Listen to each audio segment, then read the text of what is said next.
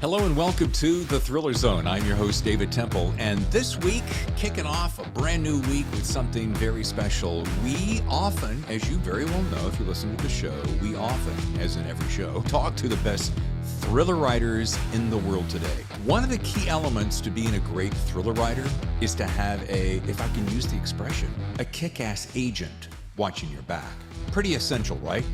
So today I thought, let's step outside the standard parameter and talk to someone who is a specialist. So today, from Talcott-Notch Agency, as you'll find out, founded in 2002, Talcott-Notch is a 5-member, full-service literary agency representing, as they say, the very freshest voices in both adult and juvenile fiction and nonfiction. And let's get right to our conversation right now with Gina on The Thriller Zone.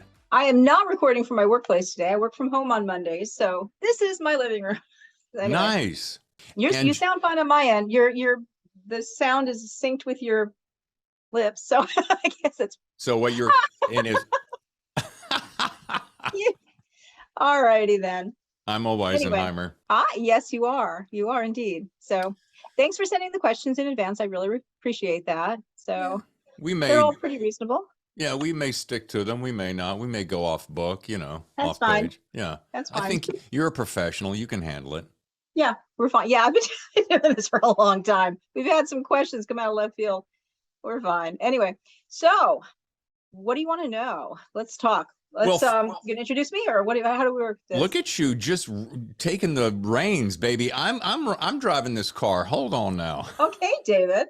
Welcome to The Thriller Zone. Thank you. It's good to be here. It's so nice to have you. I have followed you from afar, stalked you, some people call it, but I don't call it that. That sounds so unfriendly. Okay. And you're my very first agent on the show. I'm honored. Thank you. Yeah, I need to bring in the entire audience of one to have a golf clap for me, but no, I've been wanting to branch out a little bit on the show and just offer my listeners and viewers a little bit something different. And I thought, well, if we're talking about books all the time, great thrillers predominantly, whether it's psychological, political, military, sci-fi, romance, I don't care what kind of thriller it is. If it thrills, we're talking about it. And I thought, well, how about one of the top agents in the entire universe? Well, thank you. I'm honored. Again, I'm honored. So what would your listeners like to know? What burning questions do they have? Well, I have no idea what what they would want to know. It's all about what I want to know, which we're going to get to in a second. But I want to know about you. What makes you tick? Okay. I know you're in Milford, Connecticut. Yes. So I want to start there. What is it like there this time of year? Right now, it's been unseasonably hot, but we're coastal Connecticut. We're within, you could throw rocks in the sound. It's really kind of moderate. We have it's New England, but it's very moderate. We have early springs, we have late falls. It's all very temperate here. So no, it's really pleasant. I like being here. I moved here because my husband was at the time a principal in a law firm that was situated here. So it's like, all right, we're good to go. I can be transported anywhere, and he couldn't, so that worked out. And you've been an agent for how long? Oh my gosh. Well, I started this agency we incorporated in 2003, but I actually was doing this for a while before then. So probably since 2001 was when I actually started working. We didn't incorporate for a couple of years. So this is, it's 20 years, give or take, for this. I was going to say, anytime you go past a decade and you're now hitting 2 of them, that is no mean feat.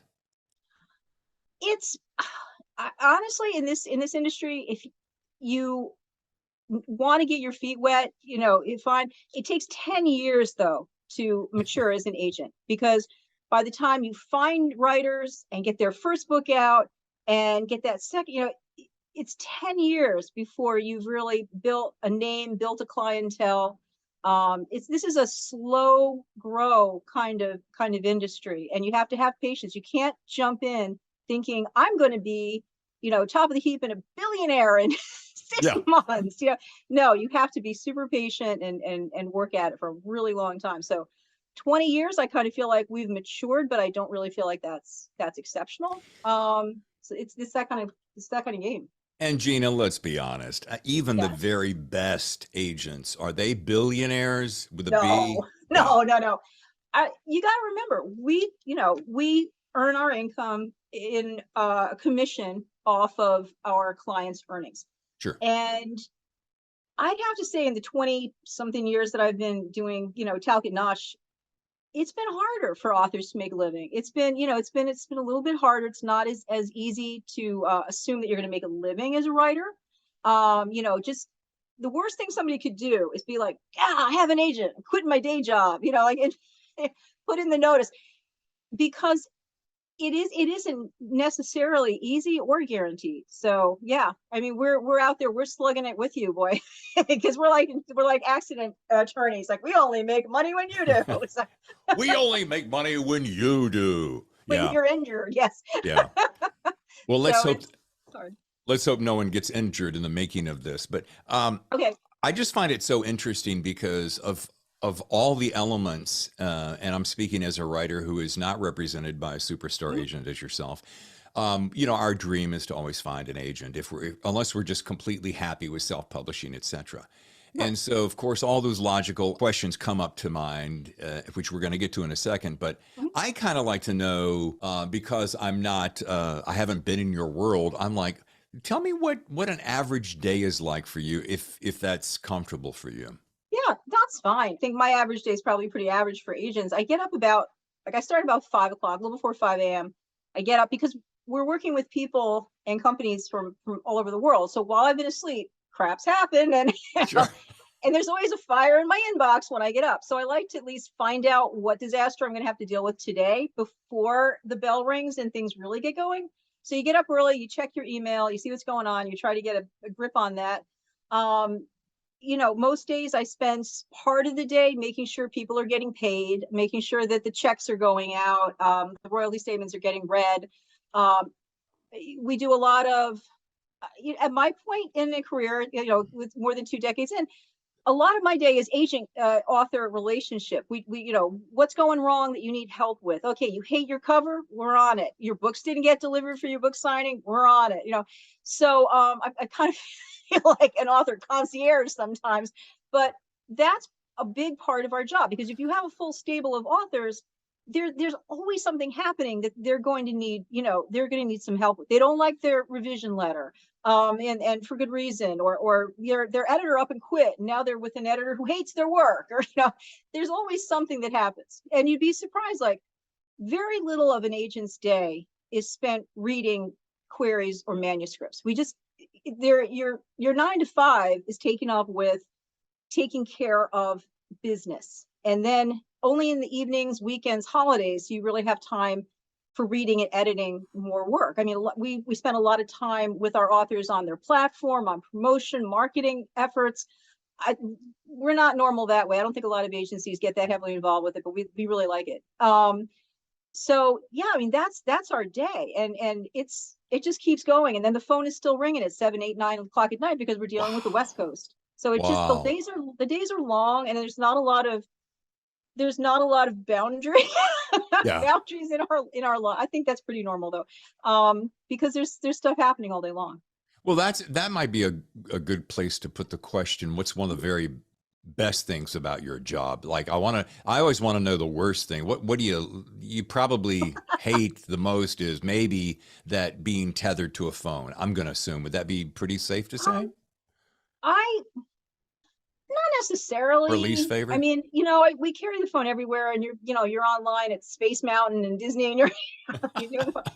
It's a constant thing. And you kind of have to be accessible to your client. The worst thing that can happen is there's a crisis and you're not accessible. Because we're there all the time. Something is happening. They need to feel your authors need to feel that you got their back. Sure. And it can't be like, I'll get back to you on Monday, because the crap's happening this weekend while they're at a conference and everything's gone crazy. The worst part of the job, I think, is when you have a super talented author and their book is ahead of the curve and the market's not quite ready for their book yet. And I've had Oh, that happen. And then, a couple of years later, things have kind of accelerated, and that book can sell. Or you've got a super talented author, but their series didn't get the proper support at a publishing house, And so they end up terminating it, and you know that the fans love it and the author loves writing it, but it wasn't handled correctly. And that breaks your heart, because you're like, you really deserve a second chance with this. So that kind of thing is probably the hardest part of the job, is dealing with those. You know, and I'm privy to a good many conversations with the amount of people that I have on the show. And sometimes Mhm. I'm asked to save those conversations after the conversation, our show has ended. But Mhm. it is interesting to learn some of the inside scoop from people who are on the inside. And that is one thing I have heard. Man, I don't understand. This was such a great book, and it came out of the gate at a hot rocket, and then all of a sudden it dwindled. And is it the publisher, is it the agent not doing their job, is the book just kind of comes on hot and then just kind of fizzles? There's so many elements that we just lack control with, don't we? Yeah. Well, things things during the last couple of years were definitely not ideal. We had books come out that were sold out of the print copies the day that they released. They were, and that was a miscalculation on the part of the publisher for the popularity of the book. Then it's kind of a double whammy, because things were way delayed at printing houses, the printers, where normally you might be able to get a reprint out in 6 weeks. But still, 6 weeks is a long time to have no copies. And now it was running 3 months, 4 months during the pandemic.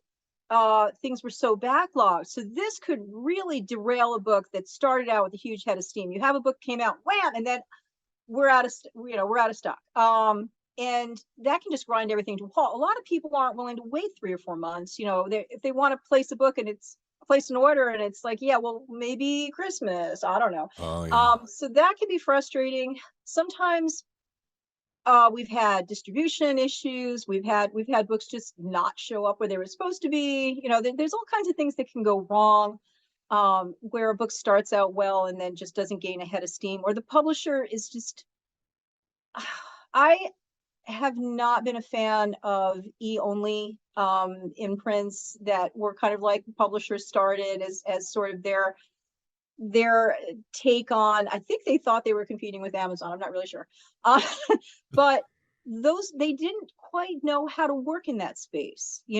So you might have a big name, like, it's Simon Schuster, it's Penguin Random House. Sure.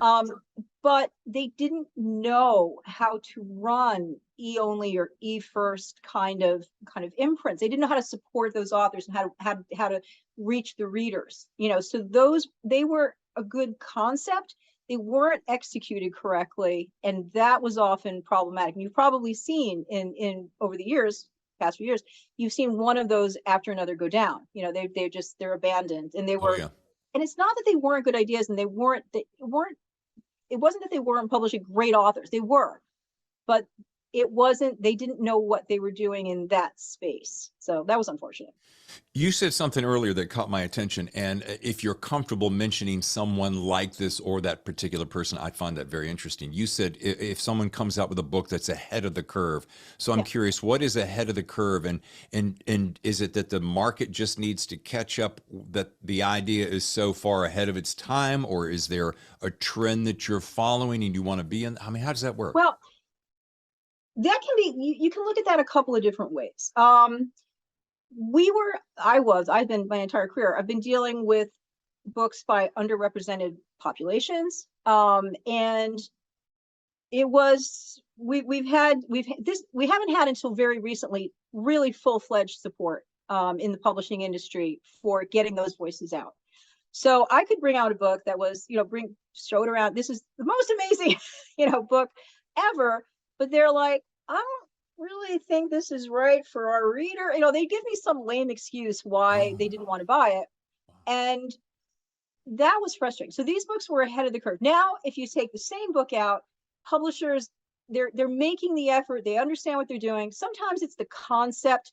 Um, sometimes there are concepts where it's just a little bit, I don't know, how to explain it exactly. They don't feel their readers are ready for it. Publishers and editors have this ideal. They want fresh but familiar. So yeah, we need a new concept, but it has to be anchored enough in what's worked, what's popular, what Oh. we know our readers will resonate with. So if you bring them something that's too far on the fresh end and not far enough on the familiar end, they're going to be like, we don't know what to do. We don't really know that our readers are going to respond to this. So sometimes you can find with those books, you can find a smaller publisher who's like, I love it, I don't care, I'm going to take it out and see what happens. And sometimes you just have people looking at you like, I have no idea what this is, and then 3 years later, all of a sudden, they've realized that readers are actually able to understand a book that's written like this. So that's, I think, sometimes I like the origins of the of unreliable narrators. I think before it became a thing, it was, what are you doing? I don't understand this character. So it took a while. It took a while for publishers to understand that this concept works, that readers can relate to this. We can understand this, this concept, and we can carry with it. But sometimes, so that's where you can be ahead of the curve. And sometimes it's just publishers do not give readers enough credit. Great point. And I do want to stick on that one extra second. Do you think the unreliable narrator that became so blazingly hot is still as popular today and has the legs to continue on in that direction? Yeah, I do. I think it continues to morph. It continues to grow. I think it's something that's kind of in transition. And we're going to see, again, fresh but familiar. So I think if you kind of take that and expand out onto the idea, yes, I think that it's definitely got legs. I think I'm still seeing books coming out that are in the pipeline that are the unreliable narrator, but it's a little bit different than what you expect, so, and I like that. I like, just, again, it's fresh but familiar, it's a little bit different, a little bit the same, but enough new that it intrigues the reader. So yeah, I think it does. Yeah, well, you put a great pin in that point because it really is true. Isn't that part of why readers read? They want something Mm-hmm. new and fresh. But you made the best point when you said give the readers credit for being able to not only understand a new or varying concept, but also to ride the wave with it. And I think that's part of. I look forward to that. I want something that's off the beaten path. Yeah, Yeah. if I pick up a thriller and it is not a thriller. Mm-hmm. Now I'm kind of pissed off because I'm like, but I came along for that ride and you're not giving it to me. Yeah, But absolutely. yeah, but if you give me something that's, oh, I don't quite understand that, but then I come to understand it because you've done a great job of leading me along, Yeah. then everyone wins. Yeah. Yes, exactly. Good point. What is do you have a pet peeve about your job that maybe in your current state of affairs of agenting, do you go, man, I wish people understood this better, so maybe I wouldn't be peeved at it. And Oh, I'm not trying to make you a bully. I'm just trying to say because I like I'm to glad for that.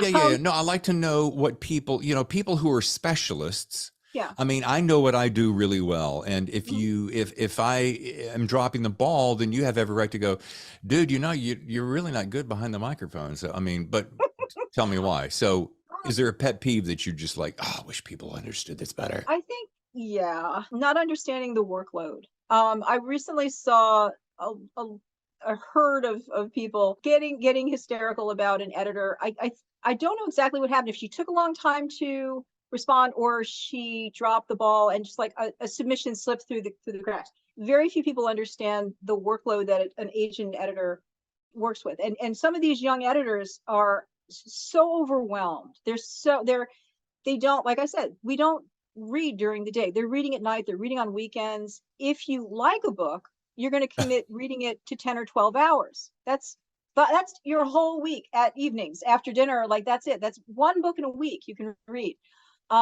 So it's very easy, especially with the pandemic, with people working from home. It got easier for them to kind of get lost, especially if they're down with COVID for 3 weeks or something. You come back, nobody was handling your inbox while you were gone. All these things are in there. So I think understanding that most of us, like, well, in my workload, I don't know, I'm assuming I'm pretty typical. I get somewhere between 5,000 and 7,000 queries every year. And when I open to queries, 5,000 and 7,000. Okay. So That's like that's, 500 a month. yeah, Yeah. we get a lot of queries. Each query is a 1 or 2 page letter and a 10-page sample. So do the math. Oh, I'm reading literally millions of words a year in queries.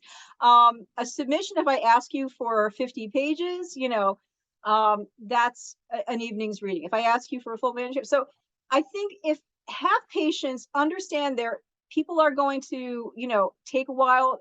If somebody writes to me and says, if I don't, I've literally gotten letters to say, if I don't sign with an agent within 30 days, I'm going to self-publish. Okay, well, I'm just going to write you off right now. It's not that I mind self-publishing. If that works for you, great. sure. But don't give me a deadline and say, if you author, if you have not found success within 30 days, you're chucking the whole thing, because a lot of us don't, we have a lot going on. I work as I'm sort of like the managing partner here. So I have even more crap going on in my day. Every contract, every offer memo, every option, every shopping agreement, I have to read those. Wow. So, things can get slowed down. It can take me a while to get back. It can, all of us, sometimes it takes a while. I think it's unrealistic. I mean, and again, trust me, Gina, I hear it from both sides. I get the beautiful chair of being in the middle of being able to Mhm. hear both sides. And I'm like, guys, you think our life is busy trying to create these worlds and going through editing, so forth and so on. But these gals, guys and gals, have stacks and stacks and stacks. And I heard someone recently say, kind of what you just said, Gina. If I don't get this in inside the next 3 or 4 months, then I'm just gonna. And I'm like, how long have you been at it? I'm like, Yeah. man, I've been at things for 10 years, and Yeah. then I think like I've been writing for 10 years, and I'm like, now I'm going to put something out there. But Mhm. I'm going to do the homework, because you can't Yeah. expect that stuff to No. be jewels out of the Yeah. gate. A Yeah. lot of first books, I mean, I can look at my authors' careers, and there are books that they wrote that never saw the light of day. And then we had, you might have books with a small publisher, and then you have books that maybe are, they're kind of in a mid-sized publisher and they're mid-list, and it takes a while. You can't expect to break out and be a huge success right away. You have to be, and you have to understand, maybe that first book's never going to sell. Maybe that second book's never going to sell. And I have to caution people, it may not be in your best interest to put everything out there. They say, oh, I didn't sell, I'm going to self-publish it. Because and yes, there's I have authors that are hybrid authors, and I support those efforts, but understand that if it's not your best work, that is the public impression that you're putting out there. Is this work that maybe isn't polished, maybe isn't the best you can do, maybe would have benefited from more time, more consideration, more feedback, before you put that out as this is the quality you can expect from Joe Smith. Wow. And I think it really can make a difference in your career. You also want to be, and this is going to sound like a little bit manipulative. You also want to be a debut author for a publishing house. Yeah. All right. They can do a lot with the debut, and that's because you're an unknown quality at this point. They don't know you have the potential to break out and be this huge star. So giving a publisher your debut work, just automatically is kind of an enhancer as far as the potential value to them. So there's just that to consider too. Well, here's a great question, I hope. What if you're someone who thought, oh, I'm going to just go self-publishing because either A, I'll Mhm. never get an agent. There are Yeah. some people who think that way. Mhm. Or I'm happy with doing that. I just want my friends and family to read it, so I'm going to put it out and say that it went okay. And then one Yeah. day you go, okay, well, now I want to do that thing. So does an agent look back and go, well, let's see what else this clown has done out there? Oh, it's really kind of crap, and he has like 4 reviews on 2 different books. Do you hold that against them, or go, oh, well, that's just, part of their Yeah. process? Because you Um, can't go remove those books anymore. That's the, no. If somebody put some books out, self-published some books because they got impatient or they didn't care, they were just like, this is fine. I just want to do this. I just want to get some stuff out because it's cool. Um, I'm going to suggest that it's probably in your best interest to come up with a new pen name for the books that you're going to traditionally publish. Because yes, if you were happy putting your book out and maybe you got, 24 reviews and you sold a few hundred copies or something like that, you don't want that to be perceived as your expectation. This is your expectations for your ability to sell and get support in the community. So, I'm like, that's cool. You can do whatever you want to do, self-pub, but understand that when you move to traditional publishing, you don't want necessarily that history to tag along and influence people's opinions. So, just separate yourself out, and go from there. It's not the worst thing on earth, to kind of like put that aside and say, okay, I can do my self-pub stuff and my traditional stuff. I love that, Gina. And I'll tell you what, I think it's great advice. And, at the end of the day, there are a lot of people, again, not to sound like I'm Mr. Hootie Tootie, but I've talked to a lot of guys on the show and they go, that's not my real name. I'm like, oh, sometimes it's been like, oh, and they're like, I had to do this because of such and such, and I wanted to break out. And at the end of the day, who really cares? I mean, my first 3 radio shows was a different name. So when I'd go, here's the funny thing, Gina, I'd go out to a party and I'm like, hey, Bob, oh yeah, okay, who am I in this? Who am I today? Right. And it took a while, and then I'm like, oh boy, let's just go with one name. Anyway, let's move on to that. But because I know I'm really limited on time. You got a full plate ahead. But let's go to that querying thing, because I know my listeners are going to be sitting going, geez, Dave, you went through the whole thing. You didn't ask Gina about querying. I mean, the one thing I want to know. Okay. So I guess the best way to say that is, everybody wants to know I don't want to say insider tip, because there are no insider tips, but like maybe an aspiring author who's listening to the show goes, man, I would really like to know once and for all, and Gina seems like the kind of gal that's going to give it to me straight. What is the smartest way to query? Because you just gave us a great inside scoop. David, I've got stacks and stacks and stacks. Well, we know, don't BS with a whole bunch of, as a young reader, I want it to be so and so. But it's true. Know the agent's list, know what they've sold. Understand that they may not represent everything in the genre. Say they, like, I will check the box that says I represent science fiction. I don't want space opera. I'll just tell you that.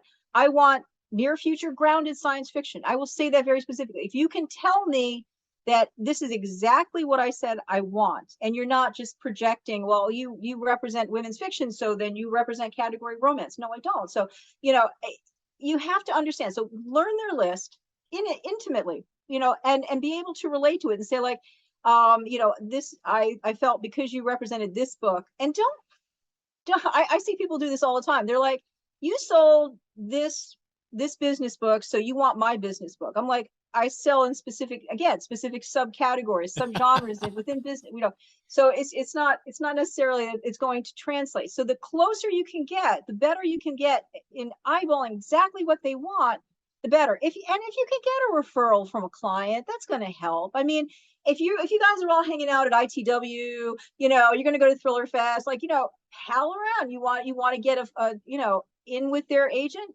go buy them a drink and say, like, hey, would you read my book? Would you be willing to read maybe if you like it, you can. And I get that all the time, especially after Thriller Fest. I get like, 5, 6, 7, referrals from clients who are like, hey, I read this guy, his book's pretty good. Want to take a look? That, of course, I'm going to take a look if you've read it already and told me I like it. Don't spam your query out to everybody. If you can make it personal, I need to know, like, this is, I think if you liked this work, if you represent this work, then you're going to like mine because XYZ. So the more specific you can get, the better. But, know your market and don't be a stalker, but do follow them on, Twitter, or follow them on, the wish list, the MSWL. See what they're looking for at the moment and try to hit that. Don't just assume that you like, you say you do this genre, so you do all of the genre. No, I don't. I won't do books that have mafia elements because I represent real, true crime, organized crime history. So I'm going to know you got it wrong. So don't even bother because they all get it wrong. And don't give me anything with like a drug cartel in it, because I just it's not my bag, So. Yeah. But if you know that about the agent, you can save yourself a lot of time. You took something right out of my mouth, and it wasn't drug cartel, but yeah, I can imagine someone saying, but Gina, I've got a drug cartel story like none you've ever read. Yeah. Well, then that shows you that maybe I didn't do my homework. Or you're not listening to what I'm saying. Right. Which is also frustrating. I have a lot of people who don't listen, and you'll tell them no, but then they'll be like, but you really do want to read this, right? This is why you really. And I'm like, no, just it's quicker and easier if you just listen to feedback. Oh, sorry about that. I've got a phone going off in the background. No worries. So I think if you can just tell people what you want and have them listen and stop trying to persuade you that you don't know what you want, Yeah. you're going to save everybody a lot of time, because that's one of the big frustrations in this business. All right, two more questions, then I'm going to get out of here. Do you Hung up. think that having an agent, and I know this is a little bit on the spot, but you can handle it, Yeah. is a mandatory element of having a successful career? I don't think it's mandatory. You'd have to be an exceptional business person, really, really good at marketing, really good at your own self-editing for the past. That said, if you look at the biggest authors in your genre, they're all agented. Oh, yeah. Because by the time you've become a successful author, you don't have time for the business bullshit. You know, I'm sorry, but you No. know, sorry for the French, but I mean, you need somebody to be spending those hours that you don't have taking care of your business. So Now, I do want to that's jump in there because you made a really good point, and here's something that I hear. Oh, and God, Gina, I've heard this so many times. The reason I went for an agent is so I can kick back and they take care of everything. I just have to write the book, and then I'm just chilling like a villain. And I'm like, dude, you've heard of platform. You still got to get out there and push. They're not your mother. They're not doing everything for you. No. But a good agent will tell you what you need to be doing. Yeah. They're going to ask you what you're doing. They're going to give you more suggestions. They'll support you in what you're doing. But yeah, you still have to be doing your platform, doing your social media, doing your public appearances, going to conference. It's all still going to be on you, but you'll have somebody there who's doing, you're not going to be stuck querying a publishing house or, running ever after your contract or whatever, so there's still work involved. Nobody's going to completely do everything for you. No, you're a personal coach. I mean, that's why you if I want to perfect my swing, I'm going to go find a coach and tell them to break down what my swing doesn't do, right? And so forth. All right, here's one more. What if a publishing company comes to John Doe and says, hey, I like your book idea. Does there have to be an agent involved in that? Because if a publisher comes to me and says, hey, look, here's a great idea. I don't really know the waters out there. What do I do? I'm going to suggest that if a publisher comes to you and they say, like, you know what, I saw your op-ed in the New York Times, or I saw, your TikTok account or whatever, and we'd like you to do a book. 99% of the time, they're going to suggest that you get an agent. They're going to put that out for you. They're going to say, like, I think this is a good idea. You should get an agent, and then come back. Because it's going to be better for the publisher to have the agent involved. If that should happen, yes, first thing you do is call your agented friends and say, like, I need an agent, like wiki, I need somebody to jump in here, like within the next few days. Wiki. They'll call around and see who can do this. But you absolutely want an agent involved, because if it is something like this, like, yeah, I wrote this great op-ed, it's going to mean that you have other rights, other interests to protect, and the publisher, being a publisher, will want to take every right they can. So get someone involved. All right. My very final question. I ask this of all my authors. You've listened to the show. You know this. Yes. I usually ask the authors to give aspiring writers their best piece of advice. And you've touched on this maybe 13 times already. But if you were to boil it down and you knew that my listener was going, man, I think I've got that book, what would be your best piece of advice? It's just going to be patient and persistent, because anybody who's successful has had to, slog it out in the trenches for a long time. It's not going to come overnight. Just keep going. You get knocked down, get up again. Just keep going, because, eventually you're not everyone is going to find success, but you're going to get better. You're going to improve. You're going to make connections. So just keep at it, and don't get discouraged. If you get discouraged, go to the writing community online, ask them for support, ask them for help and encouragement, because they'll give it to you. Man, you're awesome. I feel like this is a little mini masterclass, Gina. Thank you. Well, thanks, David. It was really nice talking to you today. Yeah, and you're so kind with the generous comments that you put on Twitter and Instagram and so forth, and you're always encouraging to the community, and I appreciate that. I want to tell my listeners, if you'd like to learn more about Gina, go to Talcott-Notch.net, or you can query her. There's a page there that you can query me.online.query Gina, and I'll have this below the hold here. But once again, I know you've got a busy day. It's a Monday. You're like, phone's ringing. So again, thank you. Thanks, David. It was great. Thanks again to Gina Panettieri of Talcott-Notch Agency, one of the biggest agents in the world today. And that was chock full of superb advice. If you're an aspiring writer and you need some inside scoop, I hope you made notes and keep those notes handy, because she's a real deal, and I learned a lot too. Before I send you on your way, I want to say, join us this Thursday when Hotel California comes to the airwaves.